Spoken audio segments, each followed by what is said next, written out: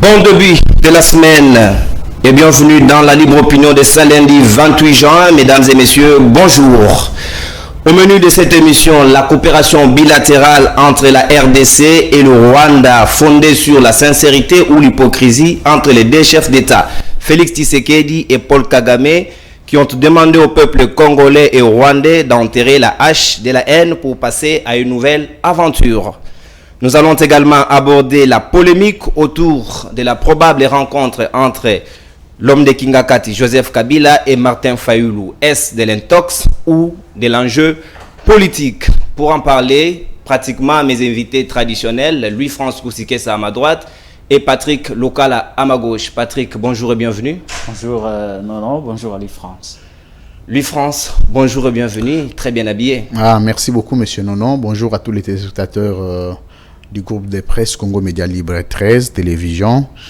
Merci d'avoir pris en compte l'ensemble de recommandations sur leur abonnement à notre chaîne YouTube.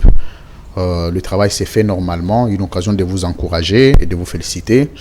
Je salue mon co-débatteur du jour, Patrick Lokala. Patrick Lokala, j'ouvre les balles avec vous. Vous l'avez certainement appris que la tension et les torchons brillent entre la Fédération des entreprises congolaises et le ministère de l'économie, qui ne sont pas du tout d'accord que les ministres de l'économie aient présenté au 9e Conseil des ministres la proposition sur la baisse des prix de certains produits de première nécessité, alors que le pourparler entre les entreprises et le ministère de l'économie n'avait pas encore abouti. Pourquoi le ministère a voulu passer à la vitesse supérieure sans l'aval de ces derniers? Bon, écoutez, il ne s'agit pas d'un aval qui doit être donné par les opérateurs économiques qui œuvrent dans les secteurs de produits de première nécessité. Je cite ici les tomates, les oignons, les riz, l'huile et tout ce que nous connaissons. Surtout les poulets, les chinchards, les produits exportés. Ouais, il ne revient pas à eux de donner l'aval pour qu'un ministre puisse porter quelque chose, une décision au niveau du Conseil des ministres. Mais nous savons tous que le ministère qui est en charge ce secteur de l'économie, la régulation de prix, la structure de prix, travaille de commun accord avec les opérateurs économiques par rapport à la politique de l'État, parce que l'État, par rapport à l'économie, a une politique qu'il a définie. Et cette politique est mise en application par le ministre de la tutelle, qui est le ministre de l'économie. Et je le disais, en principe, il y a toujours des concertations qui se font entre, d'un côté, l'État congolais, représenté par le ministre de l'économie, et de l'autre côté, les représentants du secteur précité, notamment ceux qui œuvrent dans ce secteur de produits de première nécessité, très souvent représentés par la Fédération des entreprises du Congo. Et cette guerre n'a pas lieu d'être, à mon humble avis, tout simplement parce que, quelque part, du côté du ministère, il y a de la précipitation. Je crois que lorsqu'on voudrait résoudre les problèmes liés à la précarité ou à la rareté ou l'augmentation de prix de produits de première nécessité dans le marché, procéder par l'imposition de prix au niveau des opérateurs économiques serait faire une fausse route et serait, à mon humble avis, aller chercher une solution palliative qui ne sera pas durable. La logique aurait voulu que l'État congolais soit à même de mettre en place ce qu'on appelle les services publics, capables de fournir des biens qu'on peut considérer comme ces produits de première nécessité, parce que lorsqu'on met en place un service public a pour vocation de produire des biens en tenant compte du consommateur final qui est le peuple. L'État, qui devrait être à la base de la mise en place de ces politiques, devrait en principe doter le secteur économique congolais de moyens pour qu'en réalité des solutions soient trouvées. Par exemple, pour le cas de l'agriculture, si on avait des projets agro-industriels par rapport à l'agriculture et que notre État est à mesure de produire une bonne quantité du riz, une bonne quantité de maïs, une bonne quantité de haricots, de tomates, de oignons, tout ce produit de première nécessité que vous connaissez, l'État serait à même d'imposer cette fois-là de manière automatique des prix au niveau du marché, parce que l'État allait proposer des prix qui allaient être en deçà de ce que proposent les opérateurs économiques qui importent des produits d'ailleurs. Et lorsqu'ils importent, ils tiennent compte de tous les impôts qu'on prélève au niveau de l'importation, et cela a des conséquences sur le prix qui tout de suite se revoit à la hausse. Voilà pourquoi nous disons que cette solution, elle est à mon humble avis palliative, mais elle ne sera pas durable. Mais du côté des opérateurs économiques, j'ai fait le monitoring de certains médias en ligne, tout comme médias de la presse papier. J'ai fini par comprendre que du côté des ministères, on a accusé les opérateurs économiques d'avoir refusé de prendre part aux concertations qui allaient aboutir à la réduction de prix des produits de première nécessité. Ça demande de la collaboration, ça demande des échanges entre les deux secteurs pour qu'en réalité, ils puissent tomber sur ce qu'on appelle des accords économiques entre les côtés. Vous voulez que je réduise le prix parce qu'il y a une population qui souffre, parce qu'il y a une population qui ne mange pas à sa faim, mais quelque part, vous devez aussi, ce qu'on appelle, procéder par des allègements fiscaux pour me permettre de ne pas travailler en perte.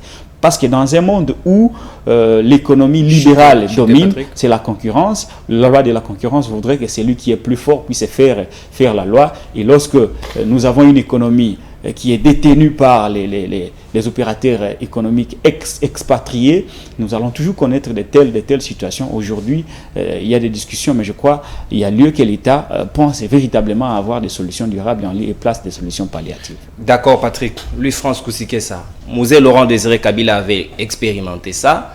Il a mis l'accent sur la production intérieure pour permettre à ce que le marché congolais soit inondé de produits que les Congolais eux-mêmes ont produit plutôt, Malanga Fourji. Est-ce qu'il est important d'imposer aux importateurs les prix au lieu que vous-même vous puissiez investir en interne pour permettre à ce que les Congolais mangent à leur faim avec des productions locales? Merci beaucoup, Monsieur Nono. Je voudrais pour tous ces, parce qu'il y a des gens qui nous écrivent pour savoir comment ils doivent suivre ces émissions. Vous devez toujours rappeler que ces émissions sont en ligne sur notre chaîne YouTube, oui, CML13. YouTube, ça doit CML13, être de temps en temps rappelé. Oui. CML13 TV. Vous allez sur YouTube, toutes les émissions y sont. Vous avez tout le temps de suivre avec bonne volonté de vous abonner. Ici, il est question de rappeler ce qu'on appelle l'autorité de l'État, le pouvoir politique de l'État et le partenaire de l'État. En fait, c'est une notion très importante qu'il faille enseigner ce matin, parce que apparemment le pouvoir, l'autorité de l'État n'est pas tellement garanti, et c'est ce qui fait que l'État tombe dans les caprices de ses partenaires, parce que les opérateurs économiques sont des partenaires de l'État. Il faut maintenant dégager le séparateur fonctionnel de l'État vis-à-vis de ses partenaires, étrangers comme nationaux. Vous avez d'abord la loi Bakajika. La loi Bakajika ici enseigne dans même son préambule que le sol et le sous-sol appartiennent à l'État. Donc l'État a d'abord le plein pouvoir de décider. Je parle de l'État. Et quand on parle de l'État, on parle de loi. En fait, on a une philosophie très médiévale de l'État. On croit que l'État, c'est l'individu. On croit que l'État, ce sont les individus. Non. L'État, c'est la loi. Mais l'État agit à travers ses animateurs, les gens qui font appliquer la loi. Ce sont les animateurs de l'État. Lorsque le partenaire vient, il s'implante en RDC, il doit d'abord se conformer aux exigences de la RDC comme un État. Je ne connais pas un État au monde où un partenaire peut s'opposer sur l'intérêt général de son peuple. L'intérêt général du peuple dont l'État a la mission de protéger. Et ces partenaires-là commencent à s'opposer de force avec l'État. Je ne connais pas un autre État en dehors de la RDC. C'est une très bonne initiative parce que ça fait partie des missions régaliennes de l'État de rendre la vie facile au peuple congolais. Mais ça fait partie aussi des promesses du président de la République de s'impliquer sur le social du peuple congolais. Parce que la baisse de prix de denrées de première nécessité touche directement aux questions sociales. Et les questions sociales, nous les savons, font partie du champ de bataille opérationnel du président de la République. Dans sa politique de peuple d'abord. Non, le peuple d'abord, c'est la philosophie d'Étienne Tshisekedi. Mais le président nous a parlé du social. Nous acceptons et nous l'encourageons là-dessus. Mais le problème, c'est que lorsque quelqu'un s'oppose à cette politique sociale, s'oppose directement à la vision du président de la République. Il faut tout de suite définir c'est quoi les conseils des ministres. Parce que j'ai suivi un tout petit peu beaucoup d'écart de langage en parlant du pouvoir juridique et constitutionnel du conseil des ministres. Le conseil des ministres est l'organe délibérant du gouvernement. Ok? C'est l'organe décisionnel du gouvernement. C'est à travers le conseil des ministres que l'ensemble des politiques du président de la République sont d'application. Parce que vous le savez, qu'en dehors des pouvoirs régaliens du président de la République, il existe des pouvoirs de coopération. Comme le président n'est pas redevable au Parlement, 30 secondes. C'est le gouvernement qui prend l'engagement d'appliquer des questions de vision de gouvernance du président de la République. Et une question débattue au sein du Conseil des ministres, cette question est d'application immédiate sur le plan gouvernemental, sur le plan de gestion. Si les opérateurs économiques ont à discuter, devraient discuter en amont. Et quand la question est levée au niveau du Conseil des ministres, vous savez que le Conseil des ministres est d'abord du pouvoir du président de la République. Et quand une question est statuée par le président de la République comme première institution, vous voyez une structure de quelques individus s'y opposer. Ça veut dire que l'État est dans la rue. Moi, Louis-France Kouzikessa, président de la République, je ne me vois pas président des FEC, président des FECO, président de quoi que ce soit. La question résolue pour l'intérêt du peuple congolais. Je termine par là. Vous ne savez pas à cette question ce que le peuple vit. Vous ne savez pas ce que le peuple est en train de voir. S'il y a la négociation avec les opérateurs économiques et l'État, devrait se faire en amont. Mais s'il n'y a pas eu terrain d'entente, on se soumet à l'exigence et à l'application de la grande mesure du Conseil des ministres. Mais je ne peux pas comprendre que quand le Conseil des ministres lève une option, qui du reste est une option souveraine, qui relève de hautes stratégies de l'État, des individus au sein d'une structure s'y opposent. Ça veut dire simplement que l'impuissance de l'État est en train d'être manifestée, l'ingouvernabilité de l'État est en train d'être à la portée de tout le Congolais, et j'attends maintenant la réaction du gouvernement. Si le gouvernement s'y penche vis-à-vis des caprices de ces opérateurs économiques, c'est un gouvernement défaillant, il sera appelé à la démission. C'est un gouvernement défaillant. Merci Louis-France pour l'avoir répondu. Mais si, vous allez répondre je conclue, mais si le gouvernement s'y impose comme gouvernement, c'est en ce moment qu'il sera gouvernement responsable. Merci beaucoup. Ça, ce n'était que de l'introduction de notre émission. Voilà. Patrick Lokala. Le week-end a été trop mouvementé. Le président de la République au Rwanda, le président rwandais à la République démocratique du Congo, alors que cette fois-là, Paul Kagame était pratiquement indésirable dans la partie Est. Mais nous avons vu que Félix Tshisekedi a réussi à l'amener et demander au peuple de pouvoir se mettre et se ranger derrière leur vision pour que cette fois-ci, l'amitié s'installe et que la hache de la haine soit enterrée.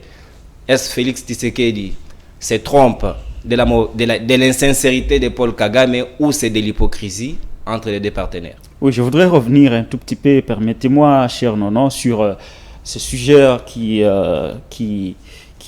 attire quand même la curiosité de beaucoup de gens. Je vois beaucoup de gens analyser la question avec beaucoup de passion.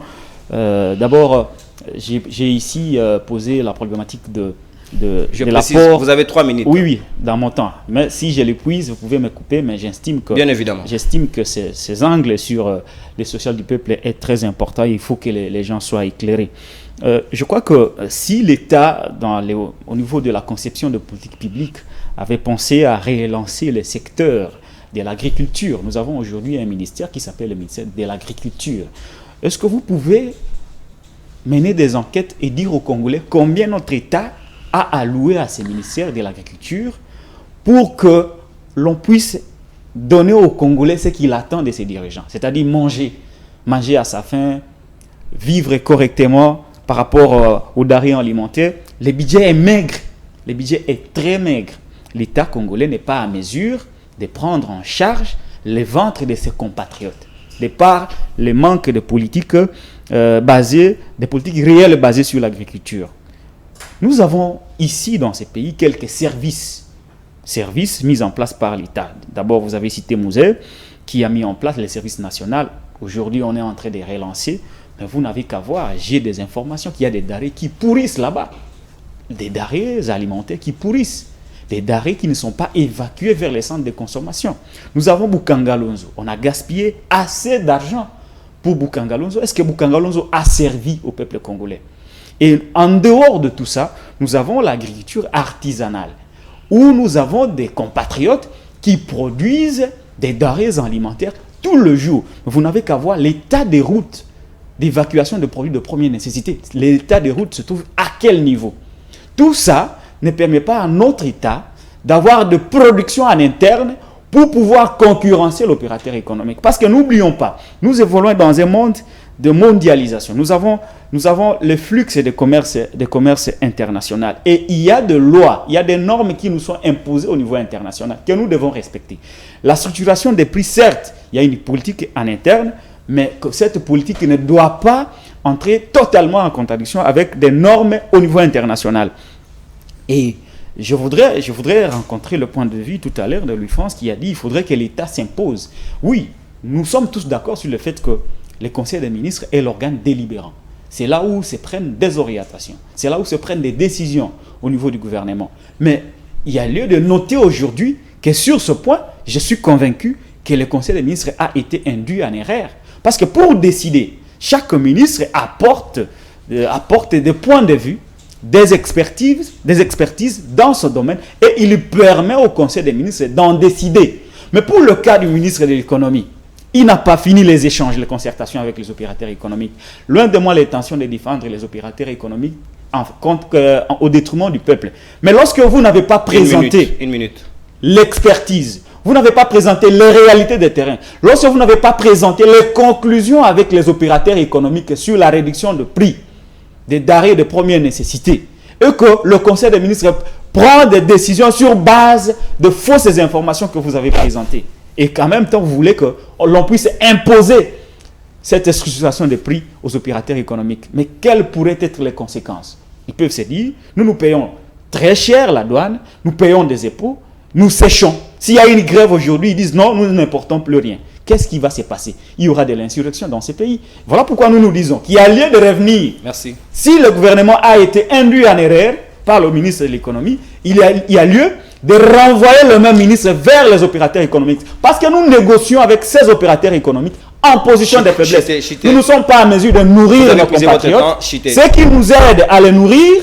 nous les maltraitons. Mais nous sommes en train de détruire le climat des affaires au Congo. Qui viendrait encore au Congo pour investir lorsqu'on sait qu'il y a un gouvernement dictatorial qui impose des points de vue en lieu et place de Merci. discuter. Patrick n'a pratiquement pas répondu à ma question. Nous avons encore beaucoup de choses à dire. Notez, vous allez revenir parce que vous avez épuisé votre temps d'antenne. Très bien, je l'ai dit, je l'ai promis. Je reviens à vous, Louis-France, pour reprendre votre parole. Félix Tshisekedi a compris que son prédécesseur, Joseph Kabila, a pratiquement pas réussi à installer un bon climat entre le Rwanda et la République démocratique du Congo. Les morts, on a cessé de compter dans la partie est du pays. Est-ce qu'il fallait toujours aller sur le même basique qui produisent quasiment des morts partout? Il faut aller peut-être sur les chemins de l'amitié pour que la paix revienne. Oui, M. Nono, avant de revenir sur cette question qui relève... Vous avez également 3 minutes. Qui relève essentiellement du droit international, je voudrais que nous puissions nous mettre d'accord avec mon co-débatteur Patrick Lokala, c'est qu'il y a une différence entre le contenu de décision du Conseil des ministres et des questions débattues au sein du Conseil des ministres. Quand on dit la baisse des prix, c'est un acquis, c'est une décision. Mais la manière, le prix à obtenir pour chaque produit relève maintenant des discussions avec les partenaires. Il faut que ça soit noté très rapidement, c'est très important. Le Conseil des ministres ne discute pas sur le sac de riz doit être évalué à combien, non. C'est ça aussi la profondeur dans l'analyse. On se met d'accord au sein du Conseil des ministres qu'il faut revoir à la baisse les prix. Et chaque prix dépend de la discussion du ministère au producteur. Ça, c'est un acquis, il faut que ce soit noté. Je reviens sur votre pertinente question. Mon co-débatteur n'a pas eu le temps de répondre, il faut que j'en réponde très rapidement. C'est que, d'abord, les relations entre États se fondent sur deux éléments essentiels. Sur ce que nous appelons la coercition. L'imposition, c'est-à-dire vous avez un soubassement juridique international, une base juridique internationale que vous avez ratifiée, qui vous impose de poser les actes. Et le deuxième principe, c'est l'intérêt. Les États agissent soit par contrainte, soit par intérêt. Deux choses. Et c'est maintenant à chaque analyste à la maison de comprendre quand le Rwanda agit avec la RDC, c'est sur base de contraintes ou d'intérêt. Je repose la deuxième problématique. Le Rwanda, aujourd'hui, le peuple congolais attendait des excuses du Rwanda sur le massacre que Paul Kagame n'avait jamais reconnu.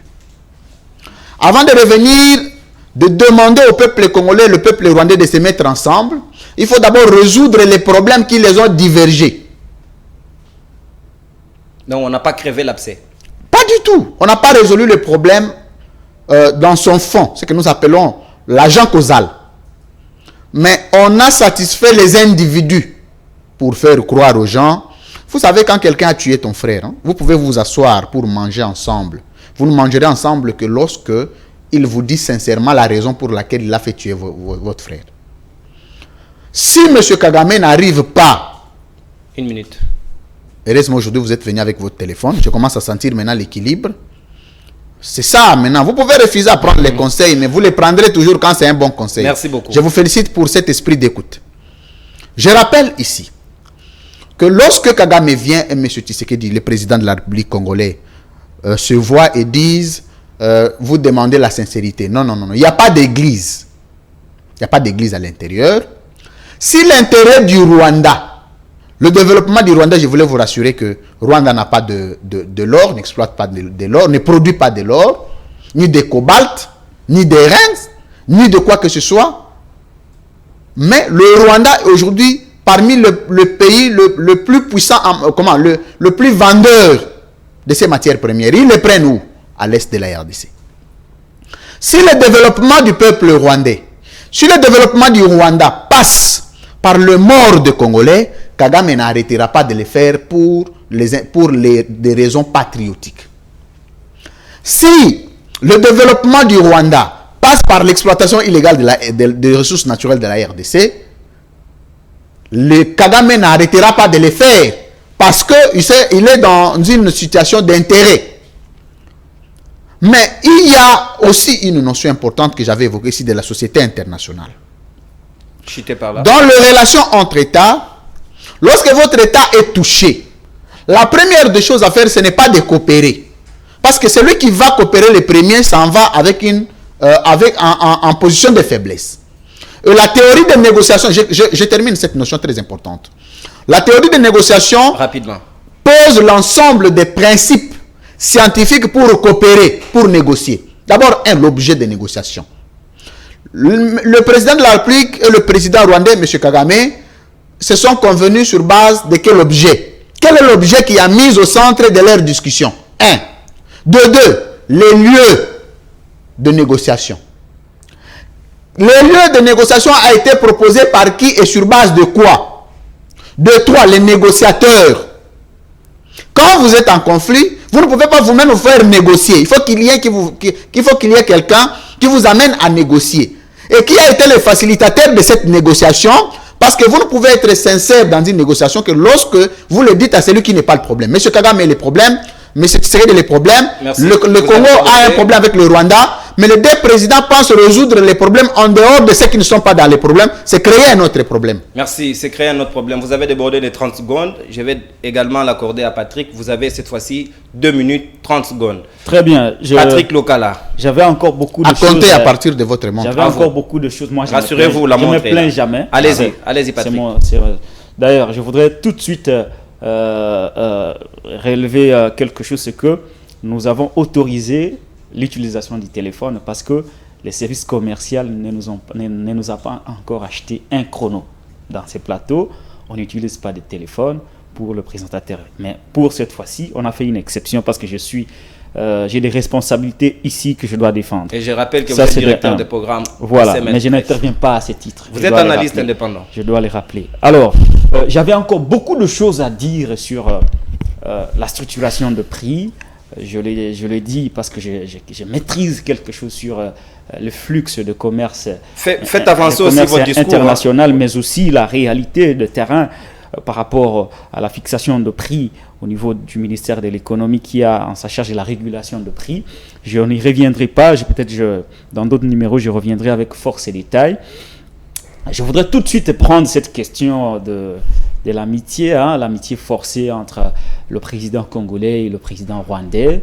Ça ne m'enchante pas, je ne me félicite pas, je me sens par contre humilié. Ça, c'est ma passion patriotique. Ça, c'est fort, vous êtes humilié. Je suis humilié parce que Kagame n'a donné que de coups à Tshisekedi. Vous vous rappelez à l'époque, lorsque les pays attendaient les élections, les résultats des élections de 2018, c'est Paul Kagame, à l'époque président de l'Union africaine, qui avait demandé à notre État de suspendre la proclamation de résultats pour cause d'irrégularité.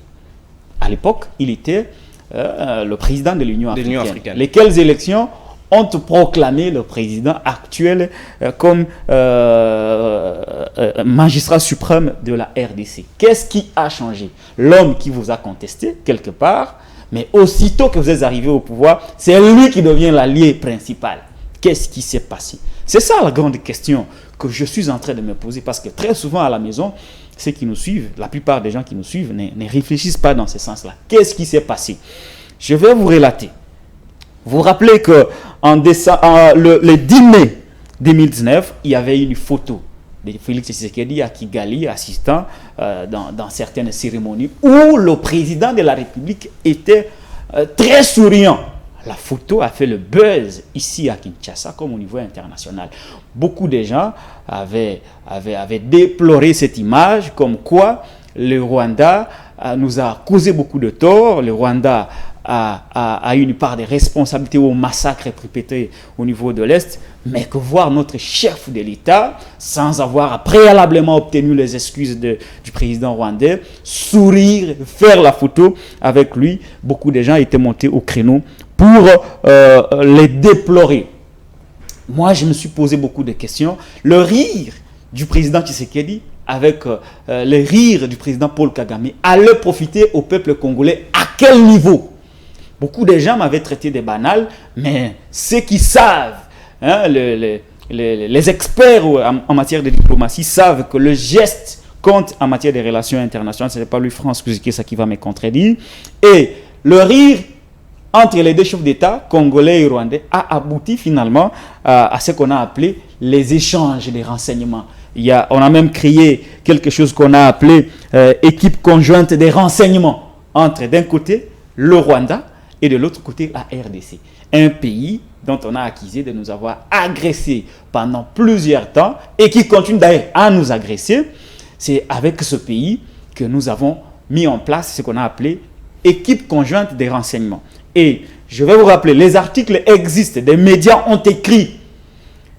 Toujours tout au long de cette période, il y a eu des coopérations militaires. Un haut responsable de Kigali s'est déplacé de Kigali à Kinshasa discrètement. J'étais ici les noms, mais nous avons des sources. Il y a des médias qui ont écrit, des articles existent.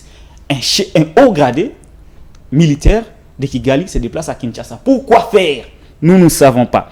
Et nous allons nous rappeler toujours pendant cette période, par rapport aux échanges d'informations, des articles de médias existent.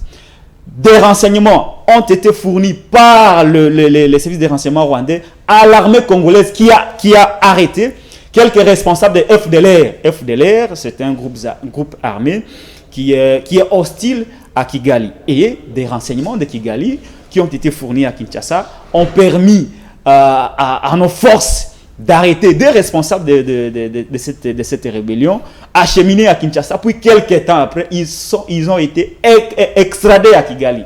Pourquoi faire? Ce sont là des révélations que je suis en train d'apporter à votre émission. Des articles des médias existent.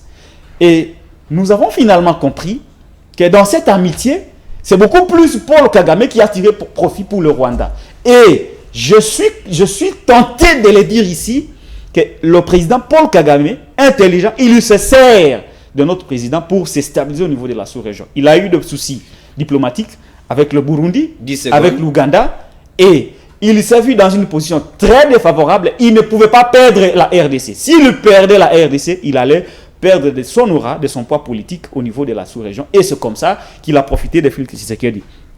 Aujourd'hui, beaucoup de temps après, vous avez vu, encore une fois, je l'ai dit pour chuter, que c'est beaucoup plus Paul Kagame qui a donné le coup à Tshisekedi. Il vient de donner un coup fatal à notre président de la République au niveau des sommets France-Afrique. Et quelques temps après, c'est le président de la République qui va aller, comme pour prétexte, aller consoler nos compatriotes qui sont à l'Est. Mais en réalité, c'était pour renforcer l'amitié rwando-congolaise. La preuve est qu'il y a des accords qui ont été signés, des accords qui sont flous, mais en réalité, nous savons que la réalité, c'est que le Rwanda a réussi à intégrer la RDC au niveau de la zone de libre-échange.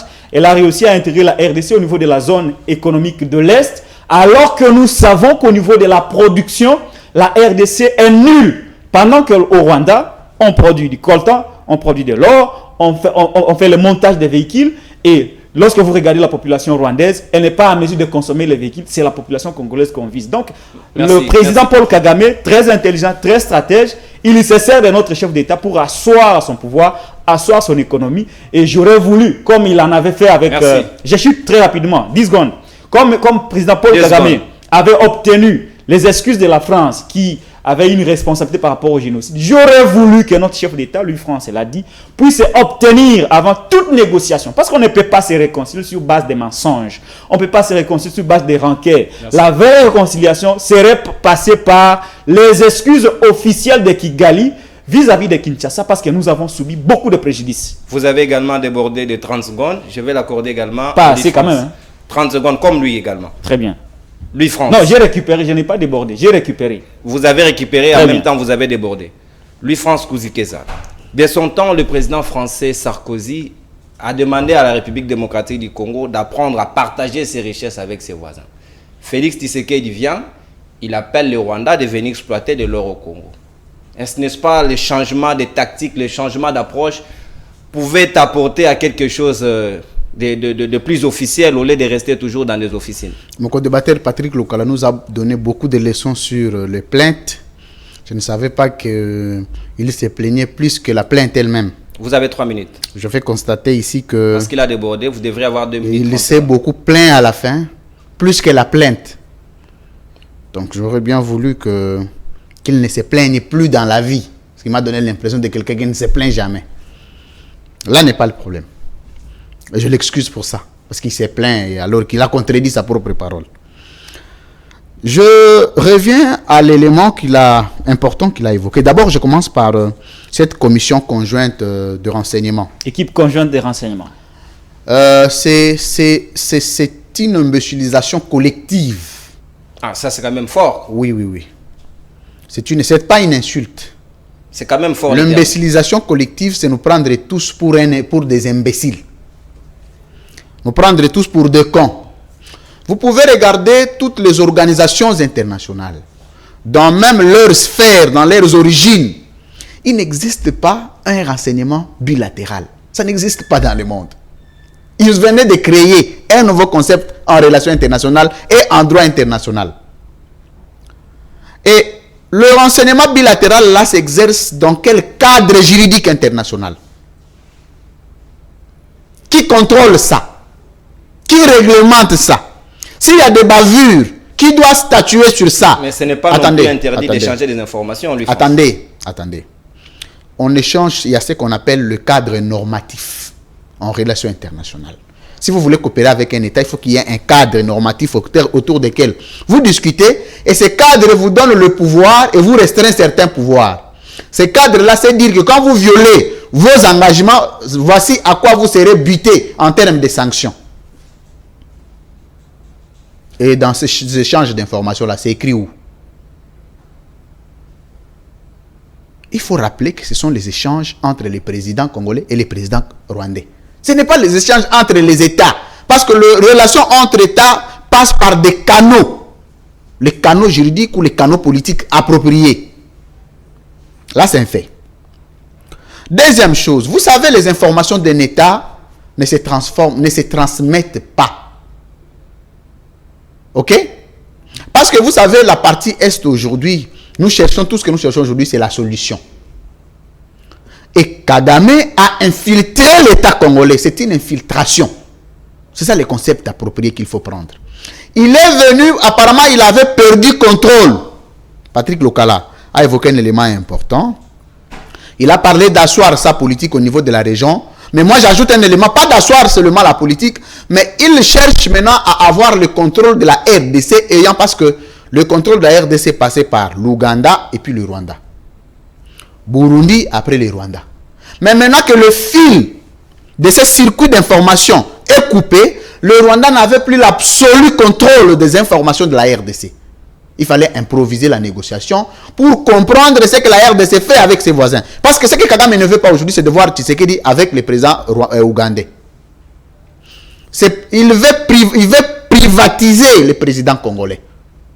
Et nous connaissons la malignité de Kagame. Nous connaissons la ruse de Kagame. De tout ce temps, depuis que le président Tshisekedi est président, Kagame n'avait jamais souhaité que les deux peuples soient. Et d'ailleurs, il n'y a pas longtemps, vous avez appris Kagame dire qu'il n'y avait jamais de massacre à l'est de la RDC. Quand on demande au peuple de s'asseoir et d'aplanir des divergences, ces divergences sont aplanies sur base de quel conflit qu'il n'avait jamais reconnu. Il a dit dans son discours sur l'état de la nation au Rwanda que tout le jour, le Rwanda et le Congo n'avaient jamais un problème. Il a dit que le peuple rwandais et le peuple congolais étaient le même peuple. Mais aujourd'hui, quand il demande aux deux peuples de regarder dans la même direction, c'est qu'on regardait dans les directions différentes.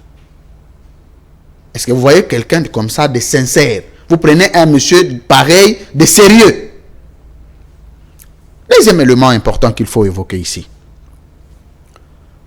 Relations bilatérales.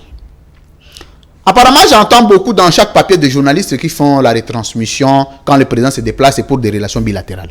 Quand le président se déplace, c'est le président pour des relations bilatérales. Non. Une minute. Les relations bilatérales se fondent sur trois éléments essentiels. La politique internationale, le droit international. Et dans la politique internationale, vous ajoutez l'économie internationale. La coopération. Vous ne pouvez pas coopérer sur base d'un vide. Il faut coopérer sur base d'une matière précise. Vous coopérez sur les échanges de minerais. Vous coopérez sur l'échange d'expériences militaires. Vous coopérez. Et Kagame et le président Tshisekedi ont coopéré sur base de quelle matière? Sur base d'un vide.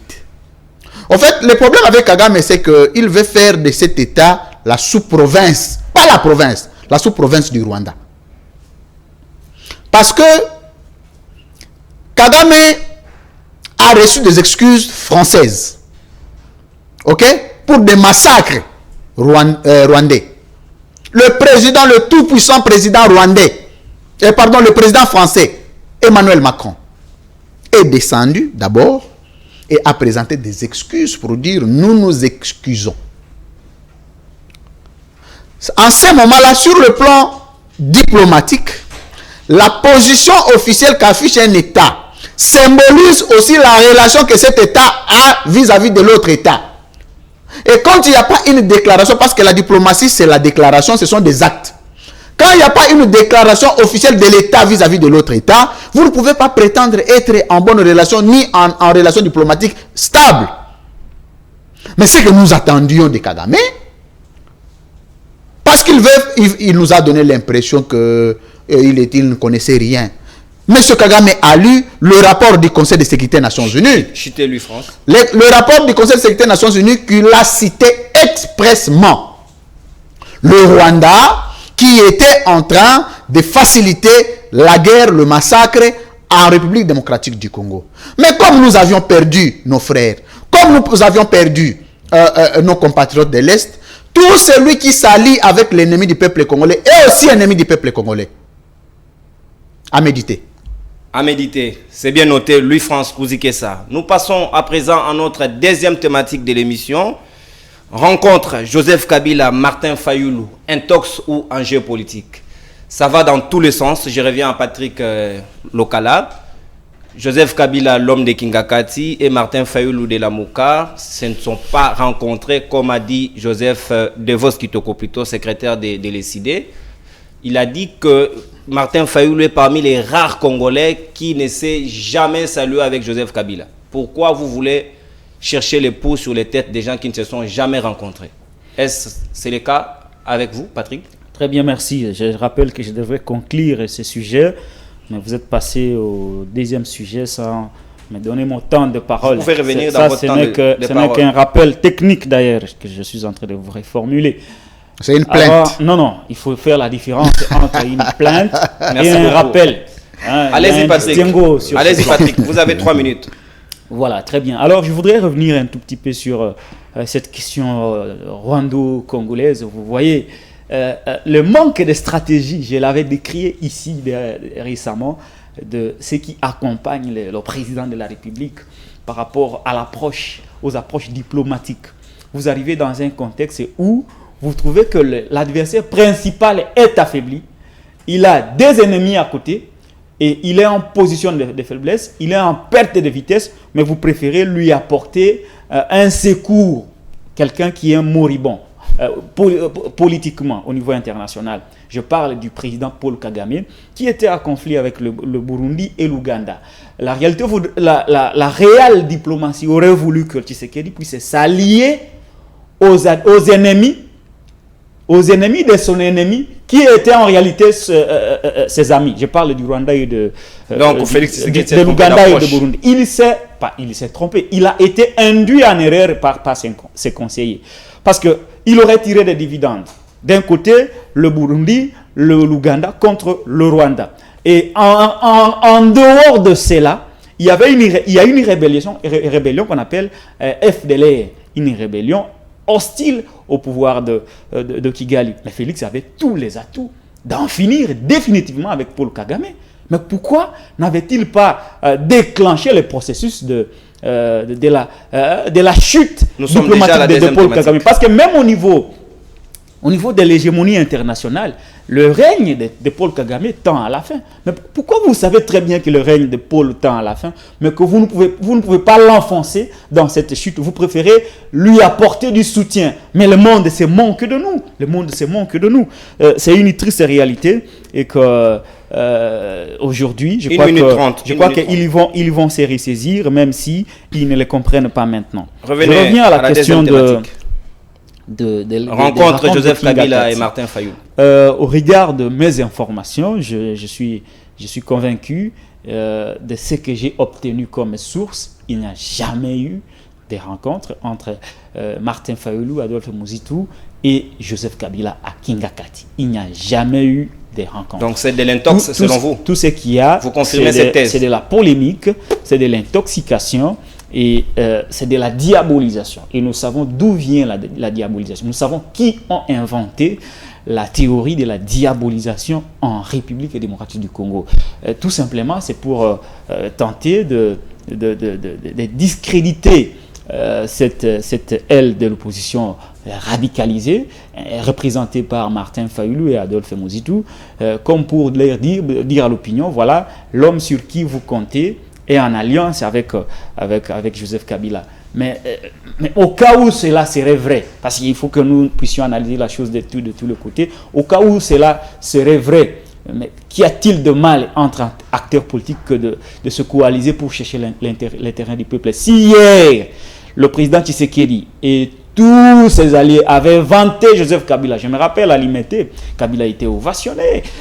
Kabou avait dit que Kabila était une bonne personne et qu'il s'était trompé. Pourquoi tout d'un coup aujourd'hui Kabila devient un méchant qui ne peut pas aussi être en coalition avec les autres? Au cas où cela serait vrai. Qu'est-ce qui a changé entre Kabila qu'on nous a vanté? On a d'abord dit qu'il était un diable. Après un moment, on est revenu pour laver Kabila. Il était devenu un ange. Puis après un moment, il est redevenu un démon. Qu'est-ce qui a changé? C'est ce que nous reprochons beaucoup aux acteurs politiques du pouvoir en place cette manière de voir les choses, cette constance dans la conception de stratégie politique qui n'est pas très bonne. Mais il y a lieu de déplorer que l'intoxication a pris tellement de l'ampleur dans l'opinion, mais que de l'autre côté, il n'y a pas une réplique appropriée. Tout ce que fait les Voice, les presse épinglées ne suffisent pas pour inverser cette tendance. Parce qu'il y a une tendance qui se dégage au sein de l'opinion actuellement. Nous avons, loin de moi, l'intention de jeter un discrédit sur l'opinion congolaise, mais en réalité, l'opinion est très faible en matière de maturité. L'opinion considère ce qu'elle reçoit en premier. Dès qu'on a dit que Fayulu et Muzito étaient à Kingakati, l'opinion avait pris ça pour de vrai. Mais est-ce qu'il y a une réplique appropriée du côté de Lamuka? Non, la communication de Lamuka est très faible. Je parle de Lamuka et Martin Fayulu et Muzito. Elle est très faible pour inverser cette tendance. Je crois qu'il y a lieu de revoir aussi l'équipe de communication qui accompagne le président élu, tel qu'il aime s'appeler, pour qu'en réalité, il puisse avoir cette capacité d'agir, de s'adapter aux événements et de prendre le contrôle. Nous avons vu Katumbi prendre le contrôle de cette histoire de congolité, cette idiotie de Noël Tiani. Katumbi, avec ses équipes de communication, ont fini par maîtriser Noël Etiani. Mais pourquoi Martin Fayulu et Muzito ne les feraient pas? Quelque part, on dit qu'ils ne mettent pas beaucoup d'argent pour la communication, ce qui est triste. Alors que la communication Merci Patrick. Nous courons derrière les temps. La télévision, c'est aussi les temps. Louis-France Kouzikessa. Martin Fayulu et Joseph Kabila se sont rencontrés, comme disent certains Quinois. Les autres disent c'est la diabolisation. Les autres disent plutôt que c'est des enjeux politiques, c'est fort possible, qui se sont rencontrés en catimini. Barbara Nzimbi, qui s'est présenté comme porte-parole de Joseph Kabila, a même démenti cela. Mais pourquoi cette rumeur court toujours? Parce que l'on dit que... Pourquoi vous dites qu'elle s'est présentée l'eau ne bouge jamais sans qu'il y ait quelque chose? Elle s'est présentée comme porte-parole de Joseph Kabila. Si elle est porte-parole, elle est porte-parole. Ce n'est pas encore officiel. Il n'y a pas un acte le nommant. Non, mais Kabila n'est pas président. Kabila, c'est un acteur politique. Il peut être nommé verbalement. Ce n'est pas une matière administrative, c'est une matière politique.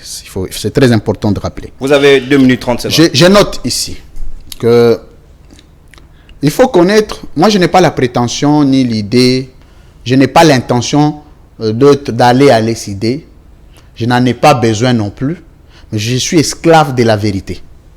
Le jour où le président de la République actuelle sera victime du mensonge, et comme il l'a toujours été, je le défends et je le défendrai. Le jour où tel autre Congolais sera victime du mensonge, comme je suis esclave de la vérité, je sais me rallier à la vérité pour défendre l'honneur de quelqu'un. Il suffit de regarder la race de la personne. Ok? Parce que vous savez, la communication ne suffit pas pour affirmer la chose. Mais le fond de la communication nous amène à faire l'étude sur le profil de la personne objet de la communication. C'est très important.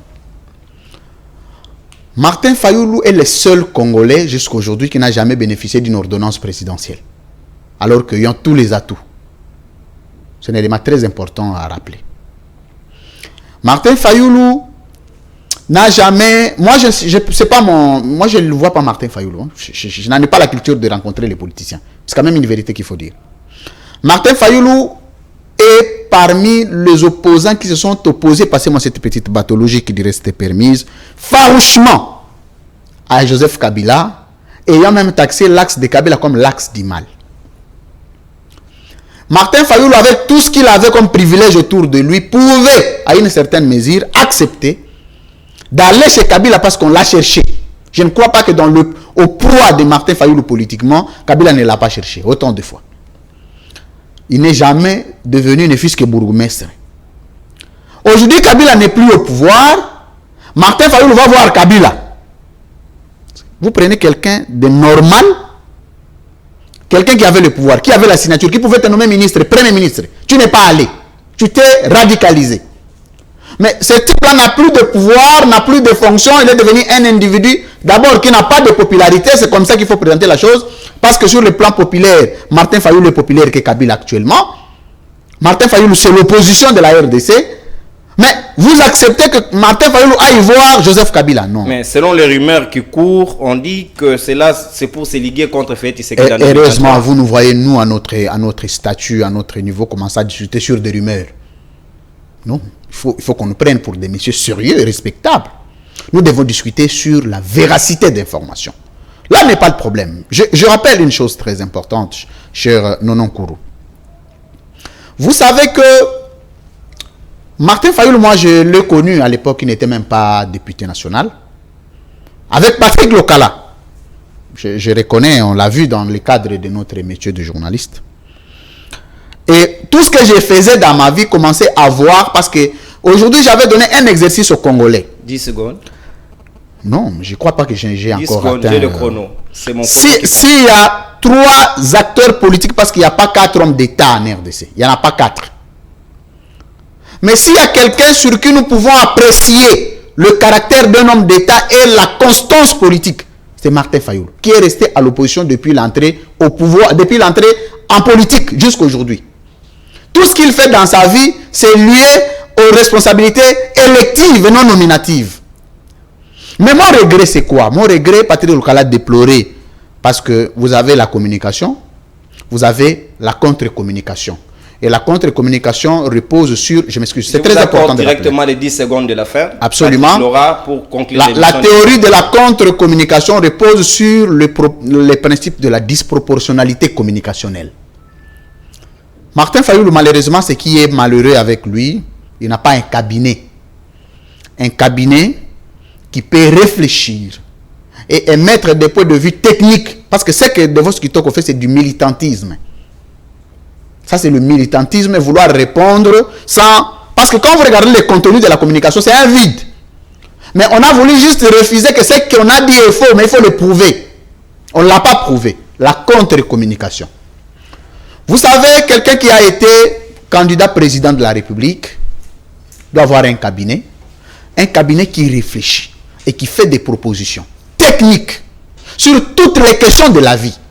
Et ces questions techniques constituent une sécurité politique, une sécurité juridique et une sécurité communicationnelle. Mais quand vous regardez autour de Martin Fayoulou, c'est des gens, il y a des hommes intelligents, c'est vrai, mais des gens, la plupart qui ne sont que disponibles à passer dans le média. Mais réfléchir en fond. Et je crois que la problématique, il faut que Martin Fayoulou, moi je n'aime pas parler de Mouzitou parce qu'il n'est pas crédible. Mouzitou, c'est quelqu'un qui compte.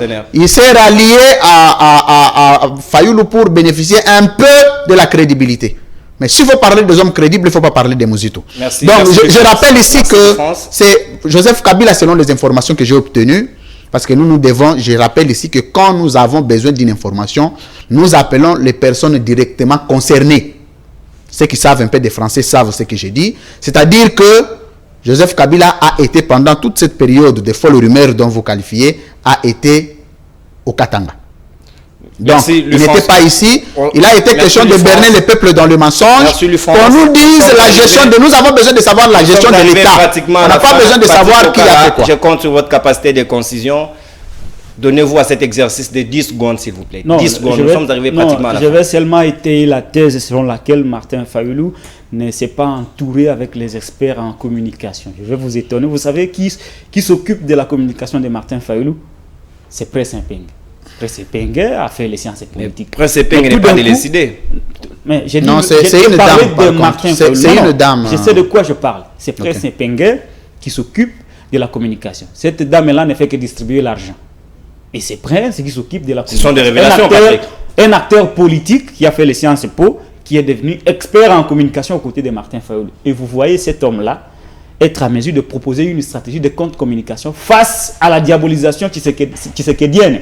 C'est difficile et c'est comme ça, la réalité, c'est que avec ses erreurs, avec tout ce qui arrive, je crois que Martin va se saisir pour qu'en fait, il puisse peut-être rapprocher Élisée Odia, avec qui il est très proche, et soit d'autres confrères, d'autres consoeurs, pour qu'en réalité, on puisse l'aider à avoir une communication efficace. Il ne suffit pas d'avoir des gens, des militants qui crient à la télé, avoir des voix, avoir Mpenge, avoir d'autres, et en faire une bonne communication. Il faut s'entourer des experts qui conçoivent des stratégies efficaces qui peuvent inverser la tendance. Les politiciens doivent s'entourer des experts en communication. En 5 secondes, il faudrait aussi que le pouvoir nous dise Ils nous disent combien de fois ils ont fait des tours chez les proches de Martin Fayulu pour négocier un probable dialogue parce qu'il y aurait un glissement qui se prépare parce que le pays, en réalité, est inscrit dans une voie de non-organisation. Merci Patrick, nous avons débordé de 2 minutes pratiquement dans cette émission.